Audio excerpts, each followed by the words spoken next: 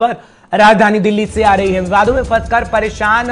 हो गई हैं कंगना रनौत, ये आपको बताएंगे। उसके बाद आपको राजधानी दिल्ली की भी बड़ी खबर बताएंगे, लेकिन सबसे पहले बात मुंबई की कर लेते हैं, कंगना की कर लेते हैं, क्योंकि ट्वीट कर कहा है कंगना ने उलझती जा रही हूं और तमाम बातें कंगना की तरफ से कही गई हैं। शिवसेना ने मुखपत्र सामना में कंगना रनौत पर निशाना साधा है। बड़ी जानकारी, बड़ी खबर इस वक्त की मुंबई से हम आपको दे रहे हैं कि पीओ के कहने वाले के पीछे महाराष्ट्र बीजेपी खड़ी है, ये शिवसेना का कहना है और तंज कसा गया है, क्योंकि विवादों में फंसकर परेशान हुई है कंगना रनौत। और लगातार जब ट्विटर वार एक तरीके का चल रहा है मुंबई में और ये कह रही हैं कंगना कि अब मैं उलझती जा रही हूं, ये ट्वीट करके कहा गया है कंगना रनौत की तरफ से। और शिवसेना ने मुखपत्र सामना में कंगना रनौत पर निशाना साधा है। इस वक्त की बड़ी जानकारी, बड़ी खबर हम आपको पहुंचा रहे हैं। और बात करें आर्थिक राजधानी मुंबई की, तो आर्थिक राजधानी मुंबई का इस वक्त माहौल बेहद गर्म है। ऐसे वक्त में जब एक तरफ कंगना रनौत लगातार शिवसेना पर हमला बोल रही हैं, और बात अगर शिवसेना की करें, संजय राउत की करें, तो संजय राउत भी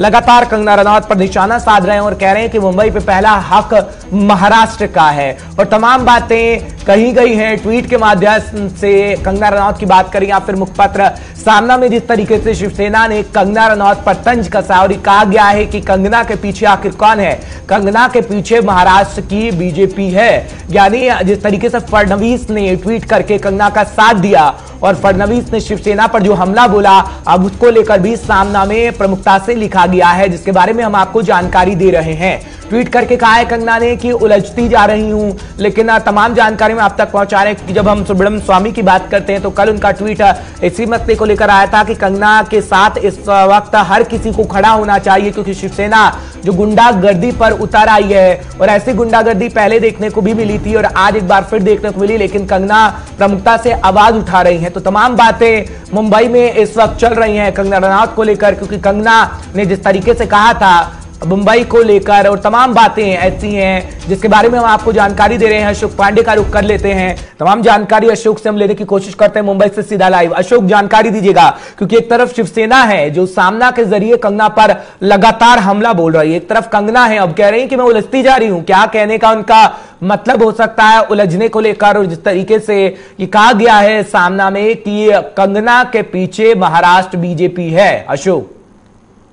देखिए, जिस वक्त से कंगना का बयान आना शुरू हुआ उसके बाद से ये कहा जाना शुरू हो गया, खासकर शिवसेना की तरफ से, कि कहीं ना कहीं जो ये आवाज, जो चेहरा है वो कंगना का है, लेकिन जो इसके पीछे ताकत है वो बीजेपी की है। लेकिन देखिए, अब तक ये स्पेसिफाई, ये क्लियर नहीं हुआ है कि इनके पीछे वाकई में बीजेपी है या नहीं। लेकिन जिस तरह की मांग कंगना ने की थी, ये कहा था कि उनको एक संरक्षण दिया जाए, उनको एक सिक्योरिटी दी जाए, तो उसको लेकर के बीजेपी सामने आई, जिसके बाद में केंद्र से उनको वाई+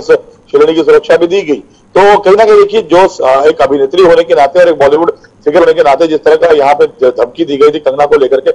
इसका समर्थन, इसका विरोध करते हुए कहीं ना कहीं पर जो है बीजेपी ने उनको सहयोग किया। और कंगना को लेकर जिस तरह से इस समय महाराष्ट्र में खासकर शिवसेना के नेता जो ये कह रहे हैं कि उनको सहयोग है बीजेपी का, तो देखिए पहले शिवसेना के नेताओं को यह समझना पड़ेगा कि जो वो जिस तरह की धमकी दे रहे हैं और जिस तरह की बातें कर रहे हैं, तो केंद्र से मांग करने के बाद में एक ऐसे बॉलीवुड फिगर को कहीं ना कहीं पर केंद्र मदद करेगा, भले वो शिव सैनिक हो या किसी भी पॉलिटिकल पार्टी से जुड़ा हुआ हो।